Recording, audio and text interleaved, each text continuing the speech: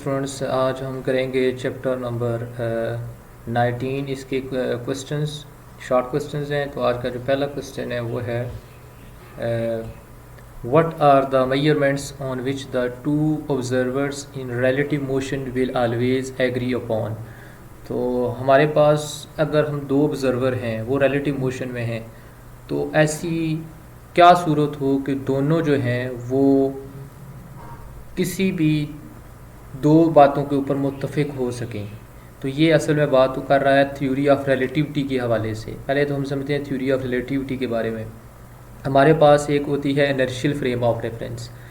तो inertial frame of reference क्या होते हैं? A coordinate system in which law of inertia hold good is called inertial frame of reference. For example earth may be considered as a inertial. अब हमारे पास ये देखें coordinate system है X Y Z, ठीक हो गया। तो यहाँ पे अगर एक ऑब्जर्वर जो है वो खड़ा है, ठीक है, अर्थ पे या किसी भी जगह रूम में है, ठीक है, फ़र्ज़ करें रूम में है वो, तो उसका वो क्या होगा? फ्रेम ऑफ रेफरेंस होगा, ठीक हो गया। उसको हम कहेंगे inertial frame of reference. Inertial frame of reference क्यों कहते हैं? क्योंकि लॉ ऑफ इनर्शिया यहाँ पे अप्लाई होता है। मीन्स कि ये क्या है? स्टेशनरी है, रुका हुआ है, ठीक हो गया। और एक और फ्रेम ऑफ रेफरेंस होता है, फॉर एग्ज़ाम्पल वो स्पेस में है, एक स्पेस शिप है, ठीक है, उसकी स्पीड ऑफ लाइट बिल्कुल वो उस लिहाज से मूव कर रहा है। तो अब ये होगा वहाँ पे जो ऑब्जर्वर होगा वो भी एक्स वाई जी कोऑर्डिनेट्स उसके होंगे, उसको हम एस डैश कह लेंगे, एस प्राइम कह लें, एस प्राइम जो है वो ऑब्जर्वर कह लेंगे। तो ये दो ऑब्जर्वर हो गए, इनकी अलग अलग मोशन हो गई। लेकिन ये वाला जो ऑब्जर्वर अर्थ पे है ये इसकी स्पीड को मेजर कर रहा है, ठीक हो गया। तो ये अब मेजर कर रहा है, तो इसका मतलब है ये क्या है? दोनों आपस में इनका एक लिंक है, समझ आ रही है ना? जब क्योंकि एक दूसरे को वो ऑब्जर्व कर रहे हैं, तो अब क्या होगा? ये इस तरह की मोशन क्या होगी? ये रिलेटिव मोशन होगी। Clear students? तो अब ये जो दोनों ऑब्जर्वर हैं ये इन दो चीज़ों के ऊपर एग्री होंगे। कौन सी चीज़? कि ये स्पीड ऑफ लाइट जो है इन फ्री स्पेस वो क्या है? इन फ्री स्पेस में स्पीड ऑफ लाइट की वैल्यूज़ कांस्टेंट ही रहती है। ओके इस तरह force on a moving object, अगर किसी ऑब्जेक्ट पर वो फोर्स कोई लग रही है वो भी सेम होगी, ठीक हो गया। तो ये था हमारे पास दो ऐसी चीज़ें थी, ऐसी बातें थी जिन पे जो दो ऑब्जर्वर हैं वो एग्री होंगे। 19.2 Does the dilation means that time really passes more slowly in moving system or that it may seems to pass more slowly? अच्छा, पिछले क्वेश्चन में हमने पढ़ा था फ्रेम ऑफ रेफरेंस के बारे में, तो यहाँ पे भी वही चीज़ है। इनर्शियल फ्रेम ऑफ रेफरेंस के बारे में हम थोड़ा सा और पढ़ लेते हैं। यहाँ पे इनर्शियल फ्रेम ऑफ रेफरेंस में यहाँ पे क्या है? अगर वो अर्थ पे है एक ऑब्जर्वर, तो ये चूँकि स्टेशनरी है तो ये क्या है? Inertial frame of reference. तो एक और ऑब्जर्वर जो स्पेस में है वो मूव कर रहा है स्पीड ऑफ लाइट के साथ। अब देखें उसकी जो स्पीड है वो कांस्टेंट है, ठीक है, उसमें कोई वेरिएशन नहीं आ रही। तो इसका मतलब है ये भी जो है वो क्या होगी? ये भी इनर्शियल फ्रेम ऑफ रेफरेंस होगी, ठीक हो गया। अच्छा, अब वो कह रहा है कि जो हमारे पास हम कहते हैं कि अगर कोई भी ऑब्जेक्ट है वो स्पीड ऑफ लाइट के साथ मूव कर रहा है तो वो अपनी उसकी घड़ी पे जो टाइम होगा वो क्या हो जाएगा? वो कम होगा बनिस्बत के उसके जो शख्स अर्थ पे जो है वो टाइम जो है वो मेजर कर रहा है। तो ये फ़र्क आता है थ्योरी ऑफ रिलेटिविटी के मुताबिक, ठीक हो गया स्टूडेंट्स। अच्छा, इसमें अब हमारे पास जो है वो according to special theory of relativity के मुताबिक the time dilation formula is here. ये हमारे पास टाइम डायलेशन का फार्मूला है। This shows that clock moving with respect to an observer appear to tick less rapidly, वो आहिस्ता से चल रही है। Here the clock is moving with speed of light. अगर यहाँ पे क्लॉक स्पीड ऑफ लाइट के साथ मूव कर रही है तो this is not absolute quantity so it passes more slowly. तो यहाँ पे क्या होगा? जो वॉच होगी उस पे जो टाइम होगा वो कितना गुजर रहा होगा?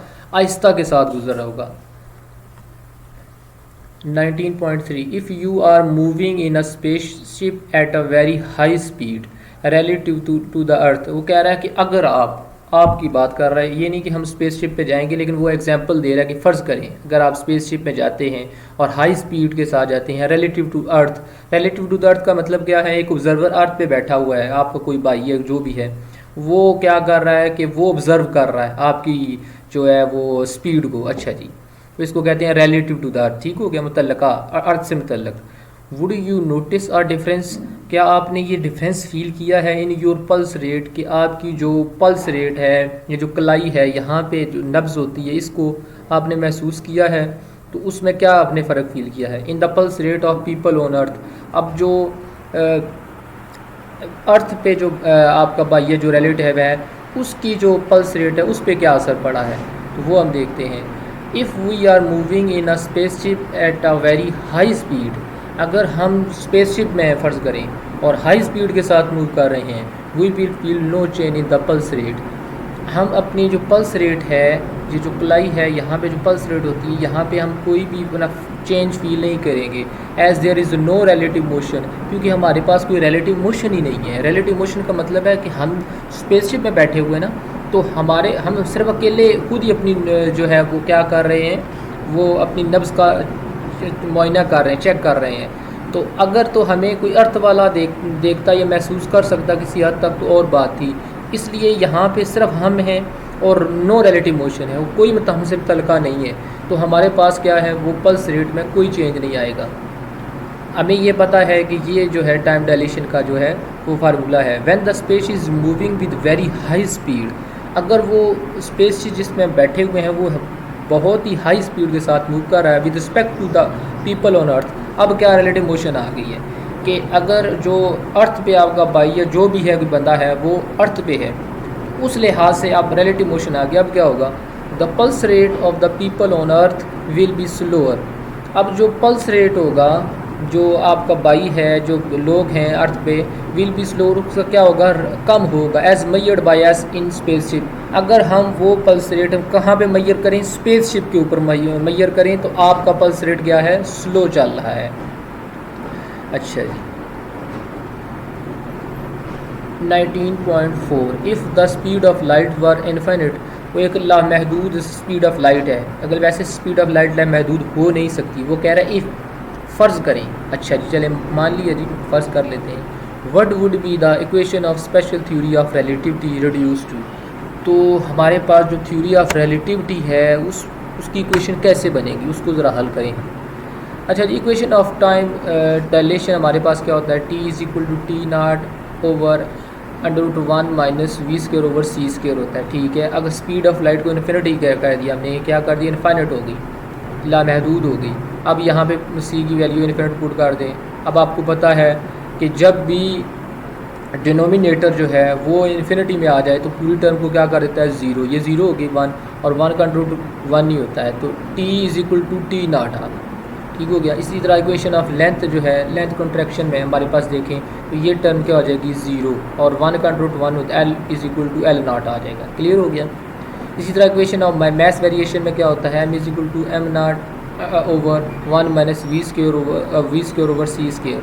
इसमें भी अगर ये सी जो है ये इन्फिनिट हो गया तो हमारे पास क्या हो गया, M is equal to M not. Last पे क्या है, change in mass energy relation. हमें पता है ये आइंस्टाइन की फेमस इक्वेशन है। इसमें अगर स्पीड ऑफ लाइट को इन्फिनिट कर दें तो ये क्या हो जाएगा, ज़ीरो, और चेंज इन मैस कितना होगा, ज़ीरो। अब हमारे पास ये जो 4 रिलेशंस आए हैं, इसमें से हमें क्या जो चीज़ है वो मिलती है, वो ये रिजल्ट मिलता है, the above relation shows that there will be no time dilation, कि यहाँ पे कोई टाइम डिलेशन नहीं हुआ। ठीक है, no length contraction, length contract नहीं हुई। ठीक हो गया। नो मैस वेरिएशन, मैस में कोई वेरिएशन नहीं आए। No mass, no change in mass, mass में कोई चेंज नहीं होगा। क्लियर हो गया। तो ये रिलेशन में जो थ्योरी ऑफ रिलेटिविटी की क्वेश्चंस थी, ये इनमें डिफरेंस आ जाएगा कि कोई जो एक्चुअली जो चीज़ थी उसमें कोई चेंज ही नहीं आ रहा। 19.5 since mass is a form of energy, हमें पता है कि मैस जो है वो क्या है, फॉर्म ऑफ एनर्जी है। Can we conclude that a compress spring has more mass, कि अगर हमारे पास कंप्रेस स्प्रिंग है तो उसका ज़्यादा मैस होगा then the same spring when it is not compress. अगर वही स्प्रिंग हम कंप्रेस ना करें तो उसकी निस्बत, ठीक हो गया, मतलब कि अगर कंप्रेस स्प्रिंग होगा तो उसका मैस ज़्यादा हो जाएगा और जो कंप्रेस नहीं है उसका मैस ज़्यादा नहीं होगा। वो ये क्वेश्चन पूछ रहा है कि ऐसा है, तो हम कहेंगे एग्जैक्टली ऐसा है, क्योंकि हमें पता है कि जब हम इसको कंप्रेस करते हैं तो इसमें जो वर्क डन है in the form of potential energy वो स्टोर होता है। क्लियर हो गया। और हमें पता है फेमस इक्वेशन जो न्यूटन आइंस्टाइन की है उसमें ये है कि जो मैस है वो एनर्जी में कन्वर्ट किया जा सकता है, वो इक्वल ठीक हो गया। तो अब ये जो हमारे पास एनर्जी है ये भी एक फॉर्म है मैस की। क्लियर हो गया कि हमें कहाँ से पता चला, ये हमें आइंस्टाइन की इक्वेशन से पता चला। अब आप कहेंगे सर जी ये तो सी भी लिखा हुआ, सी स्क्वायर स्पीड ऑफ लाइट भी। देखें हमें उसने वो तो ये बताना चाह रहा है ना कि अगर कोई भी मैस वो स्पीड ऑफ लाइट के साथ मूव करेगा तो वो एनर्जी हो जाएगी। ठीक हो गया, उसने तो प्रूफ कर दिया ना।